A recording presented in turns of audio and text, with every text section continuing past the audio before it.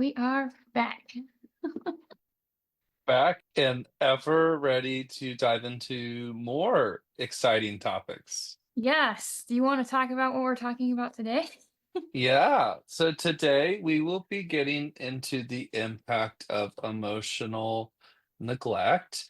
So again, I want to stay in the habit of trying to give it informed trigger warnings on some of this. So we will be talking a lot about really, like, childhood emotional neglect, caregiver neglect, I think we're gonna signs of neglect in children, emotional neglect, so, if those are things that maybe, you're just maybe not wanting to listen to today, or maybe just in general don't wanna listen to this, maybe just an episode to skip or, just maybe read the summary. So that's just the kind of the warning I want to give on the front end. Tiffany, anything that you're just wanting to give a little heads up for before we start to dive in?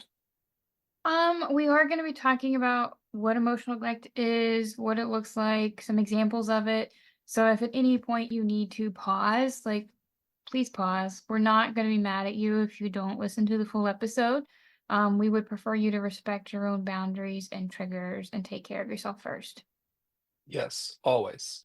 Uh, so maybe just jumping in with some definitions. So, childhood emotional neglect is a form of maltreatment in which caregivers fail to provide emotional and psychological support, validation, and attention to children needed during formative years. Mhm. I just want to make sure, Tiffany, we can kind of set the scene together because I know how we set this up will shape this discussion. So, anything you Yes. would add is maybe just a definition?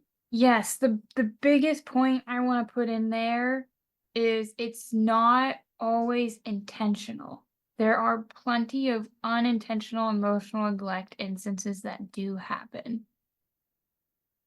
Mm, very good point. Already, why I appreciate my counterpart, as you all can hear and see. Um, Often involves the absence of emotional responsiveness, nurturing, and engagement from caregivers. It can be just as harmful as other forms of abuse, and it can have long-lasting effects on childhood emotional and psychological development, as well as adults. And so that's something why we're giving the trigger warnings and talking about it is because this is something that we know impacts many, many, many people. Yes. Yes.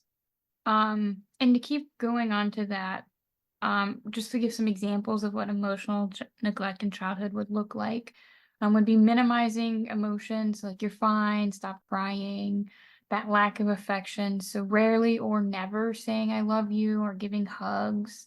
Emotionally unavailable parents, so caregivers that are physically present, but they're emotionally disengaged. Strict emotional rules. So discouraging from expressing emotions, especially negative ones like sadness or angers, or vice versa, where anger is the only one that's acceptable. Performance-based love. So affection and approval are only given when achievements are made, i.e., getting good grades. This is one that I encounter quite often where it's like, well, I was only praised when I did good things or I accomplished things. It is a form of emotional neglect, whether it's intentional or not. And the other one is forced independence, being told to toughen up or figure things out rather than like getting or receiving guidance about how to maneuver situations.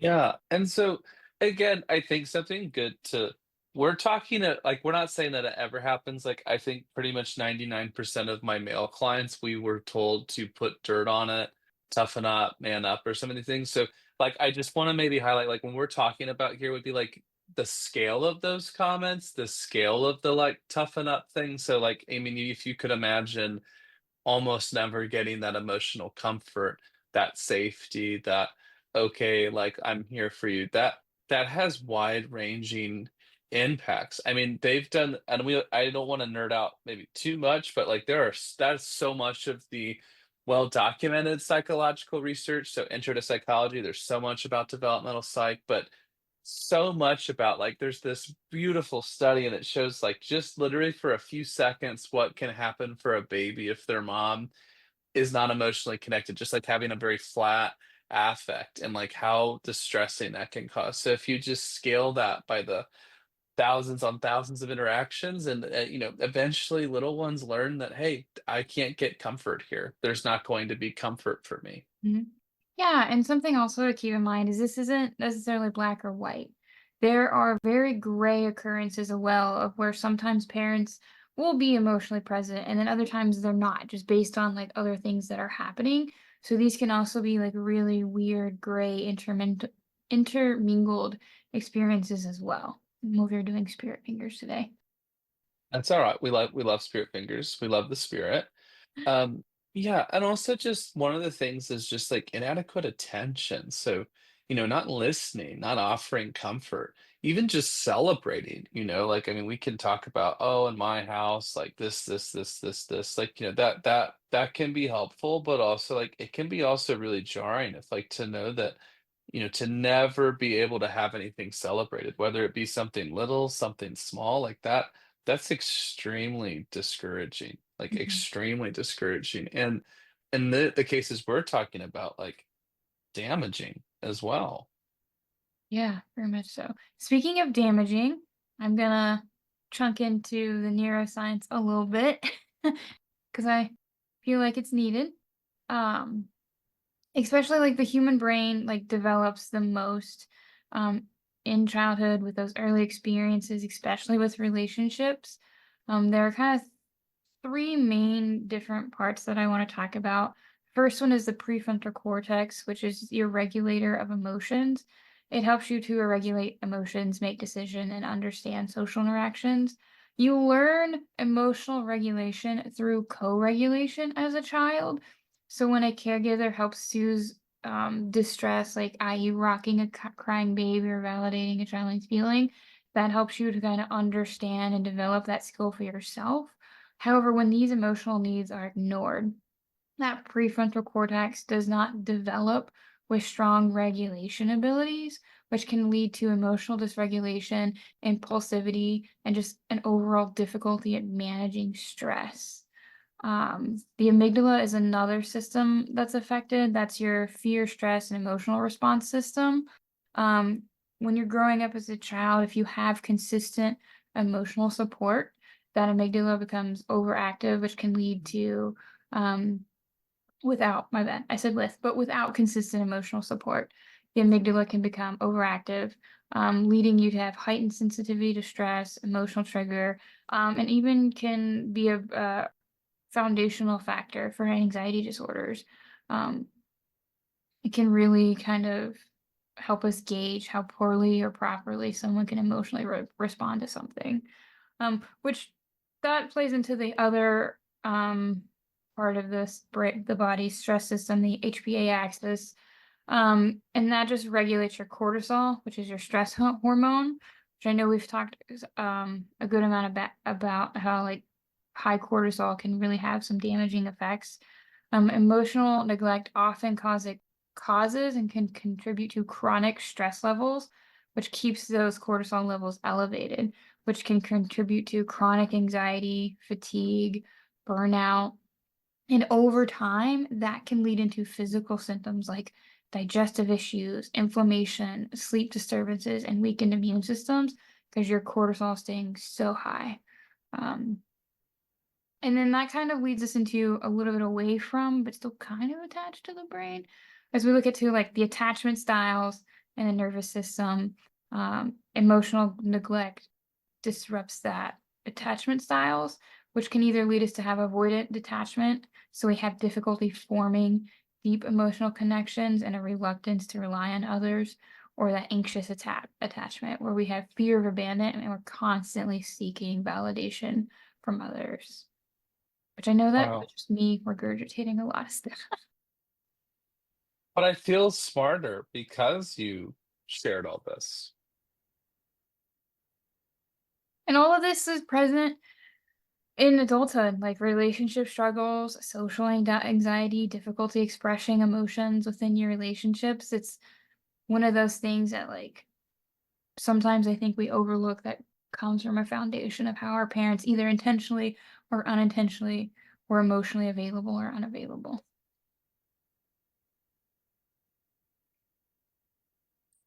I love that. Honestly, like, I appreciate Tiffany because it, I think, highlights that we're both therapists. I like to think we're both really good therapists, and like our approaches are, you know, slightly different. I think that's a really beautiful thing because I know I do appreciate the science, but like I find myself like, stay awake, stay focused, stay it, but it's like it's really important, So it's like I think probably split the most. Like if you're so, um, it's okay if maybe you're like me where you just need a second of like my brain hears the HP access, and I'm like, time for a mental break, and it's like, no, like, do this, focus. um it's very important, but I guess this is a little heavier, but I was going to maybe talk a little bit about some of the signs of emotional neglect in Mhm. children, if you think that kind of tracks with where we're headed, Tiffany. Yeah, I uh mean, I think that lines up perfectly. We just talked about how it affects their brain. Now we can look at how it makes them behave. Yeah. Okay. Wonderful. I just, we always record these live, folks. So we do a little check in of what we're going to do, but we really think it adds some richness to check in live a little bit. So you're not hearing us. I wouldn't want to hear me act. So we don't want to do that today. I can't So, act. well, this is good that we found each other. So some of the things we're talking about for signs of emotional neglect in children.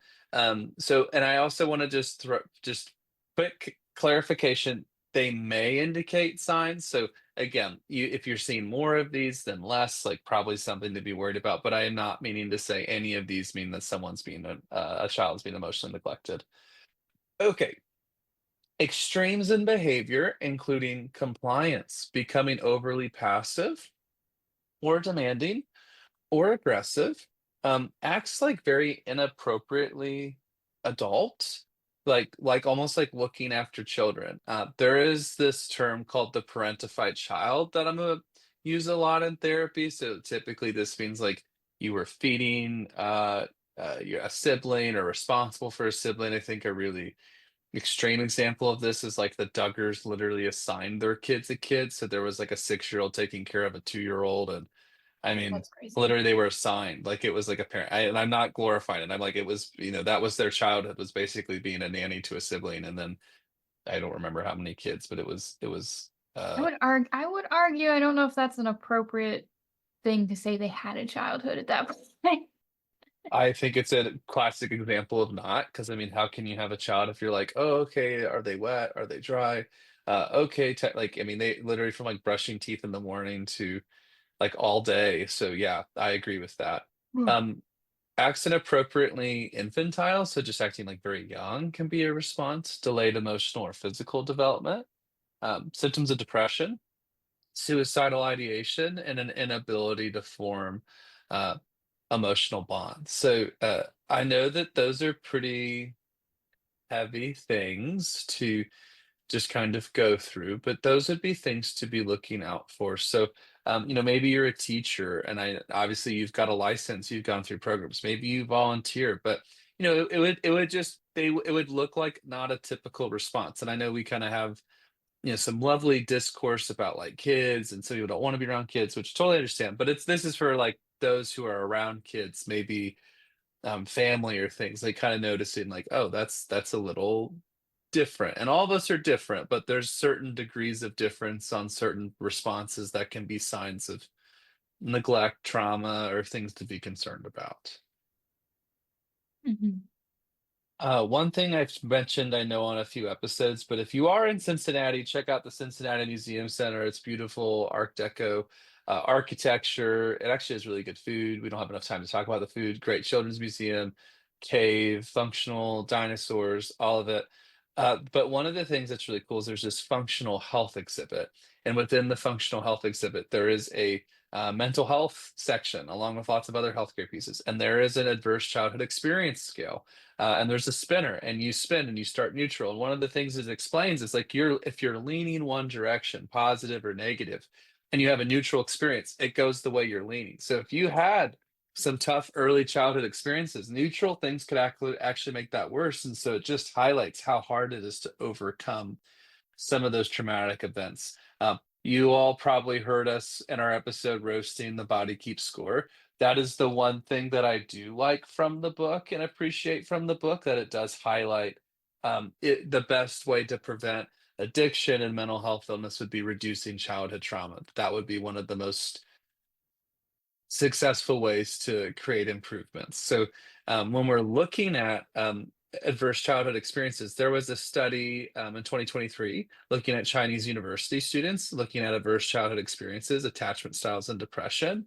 And the authors found that adults who experienced childhood emotional neglect had maybe a overreaction to stress, fear, and being sensitive to perceived signs of rejection, in some cases hypersensitive, suppressing or avoiding negative emotions, having difficulty forming and maintaining new relationships, having trust issues, experiencing symptoms of depression, finding it difficult to communicate things, and having insecure attachment styles.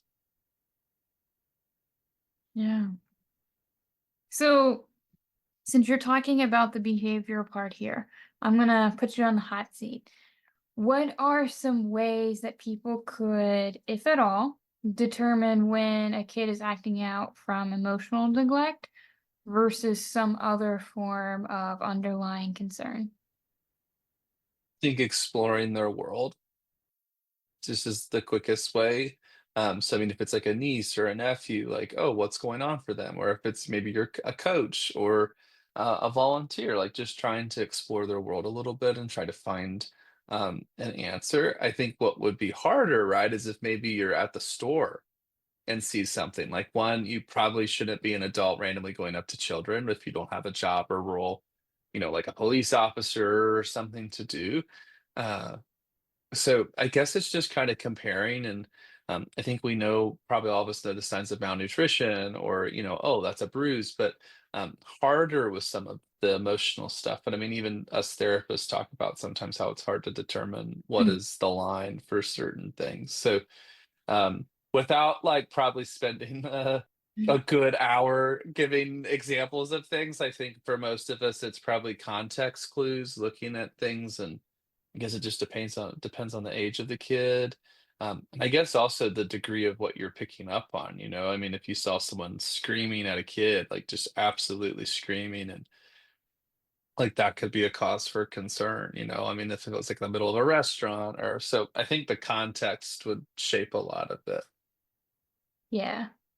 And I wanted to make that point because even as professionals, it can be hard sometimes to discern like the true underlying cause. So if you're kind of questioning yourself whether or not either you're doing this or you're noticing someone doing this or someone like in this potential situation, like it can be really hard to recognize um at times. Um, that being said, though, I do kind of want to point out some of the really subtle impacts that it has on self-esteem that might actually be a little bit easier to pick up on. But that being said, I don't want to like tack these to, like these only occur like if you have emotional neglect from childhood. These can also pop up from other occurrences. Um, and that's self-doubt, um, second guessing decisions because emotions were never validated. You kind of like don't have that appreciation for yourself, that people pleasing, prioritizing others' needs over one's own to avoid rejection, that fear of expressing your needs, feeling like a burden when asking for help, chronic loneliness, difficulty forming close emotional connections, perfectionism, so feeling the need to earn love through achievements, and imposter syndrome, feeling like success is undeserved due to deep seated self doubt that comes from that emotional neglect. Um, and I guess the biggest thing to think about is whether it's intentional or not, when someone experiences emotional neglect, that unspoken message that tends to get iterated to them is that your emotions don't matter, which on some deeper seated level can easily be processed as like I don't matter. So really being careful about validating people's emotions like regardless of age to help people recognize your emotions do matter and they are valid and you are valid. It's beautiful. Yeah. I mean, there's lots of different angles we could take Mhm. this, I think. I don't know if there's really a right or wrong way, but I think I get why it's maybe as heavy as it is. Yeah. So on those self-esteem impacts, like what have you encountered? What have you noticed? Like, have you ever caught yourself in any of those potential systems? Um, it's a good question. I guess it does seem like there's easy times to not maybe know where something's coming from or feeling like a wound is coming forward. Um, but yeah, I think it would be hard to identify all the times. I don't know if we always know. I don't know. What about you? Have you found that you've ever caught yourself in something or seen yourself in something? Well, for sure. For sure. People pleasing, that's one I constantly catch myself in, and I have to remind myself of like I can't make everyone happy even if I like wanted to. I have no magic wand, unfortunately.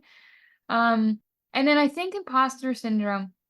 And this is why I preface with like it doesn't have to these things don't necessarily have to come from childhood emotional neglect. Because when I hear imposter syndrome, I feel like almost everyone in our field like has experienced it at one point where we're like, we don't, we're just trying to make it. We don't really know what we're doing.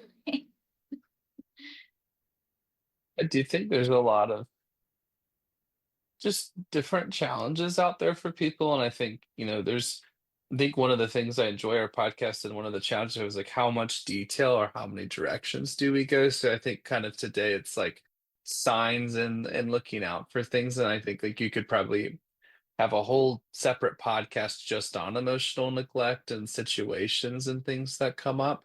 Um, I kind of prepped one last piece, which is just kind of talking about emotional neglect and the impact on relationships. So as a couples therapist, like I do see the impact of emotional neglect in different situations. And so I did just kind of find a few things that may be of interest, but I don't want to pull us there too soon. Tiffany, if there's anything else on this you wanted to highlight. No, I mean, go for it. Like, pull us there. Like, Yeah. So you and your partner misread each other's true feelings, actions, thoughts, or intentions very often. Positive emotions like love, warmth, feeling emotionally connected are awkward or only happen during sex. You feel alone when you're with your partner.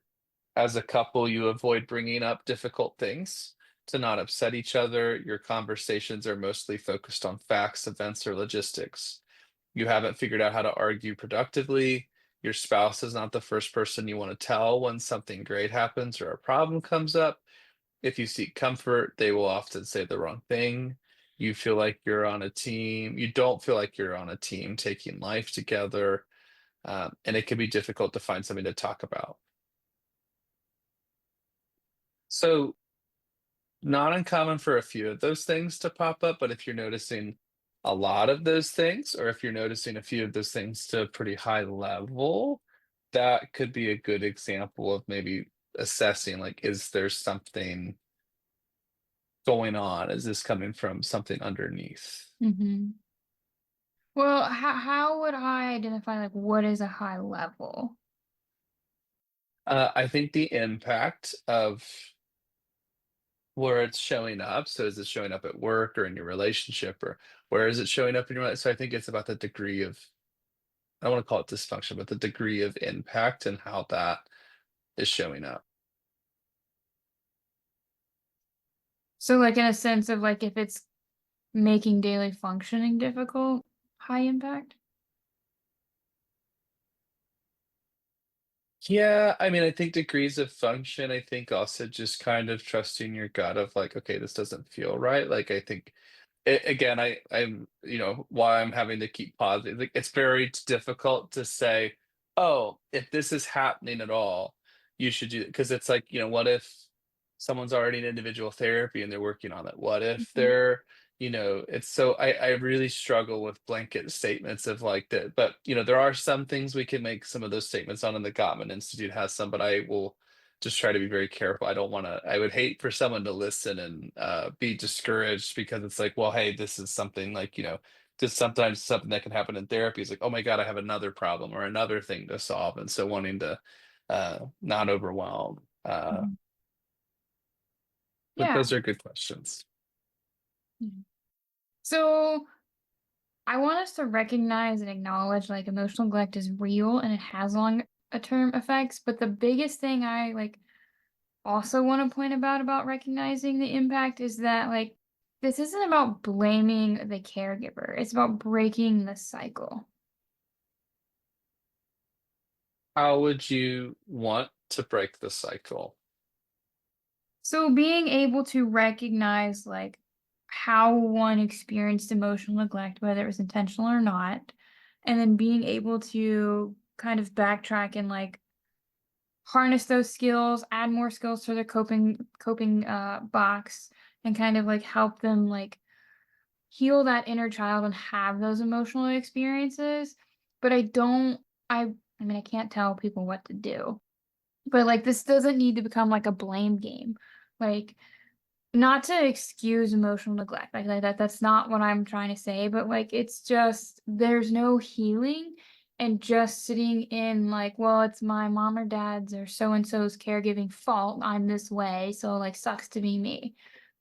That doesn't help us be productive in any shape or form. Yes, we can be mad at them and we can have all the feelings and thoughts towards them, but just sitting in that blame, it doesn't break the cycle. It doesn't move you forward. It doesn't help you heal and learn. You're just kind of repeating the cycle, Wow.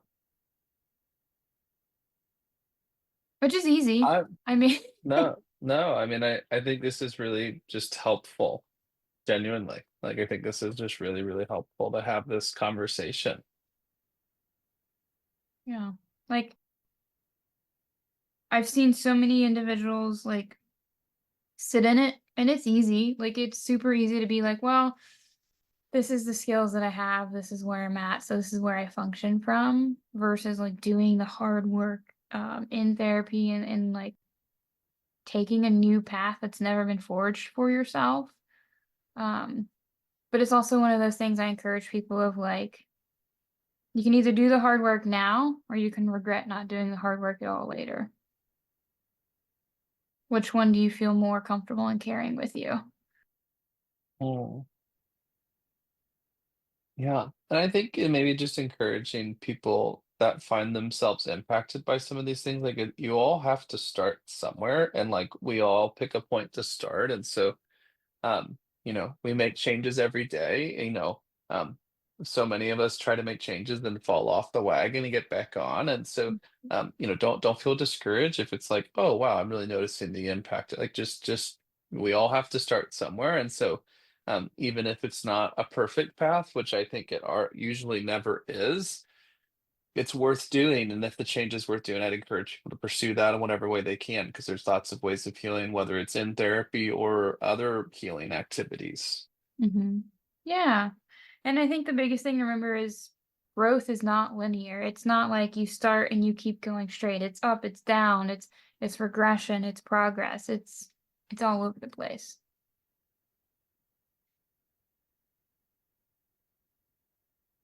Agreed. Yeah. So anything else in the deeper sense of things that you wanted to talk about or No, I think that's everything I prepped for today, and I guess I look forward to hearing from anyone on like their thoughts or things they'd like to hear more of. But I guess I'm cautious with what I get into with some of these things, because I just know it's just very important topics. So I'd hate for anyone ever to uh, feel like we're just too casually jumping in. yeah. Well, the couple things I wanted to cover before we completely wrap up and leave everyone for the day. Um, You do have the ability to rewire your brain. Your brain is very neuroplastic, and that it can be like reformed, so to speak. Mindfulness and meditation is really great in helping strengthen your prefrontal cortex and improving emotional regulation.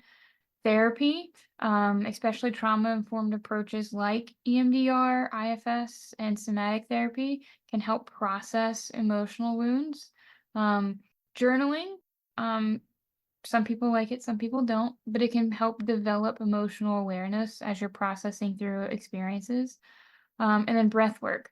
Breath work can help soothe an overactive stress response and help with nervous system regulation. It doesn't have to be like super fancy. It can be the 4-4-4, where you breathe in for 4, you hold for 4, and you breathe out for 4, and you repeat. Um, and then if you really want to like do the hard, deep, nitty-gritty dive, you can always do some reparenting work. So some inner child work with a therapist, some self-validation. There are some self-help books out there, but I caution people to like not do them by themselves. But again, I can't tell you what to do. Um, just I know reparenting oneself without guidance can be really difficult sometimes.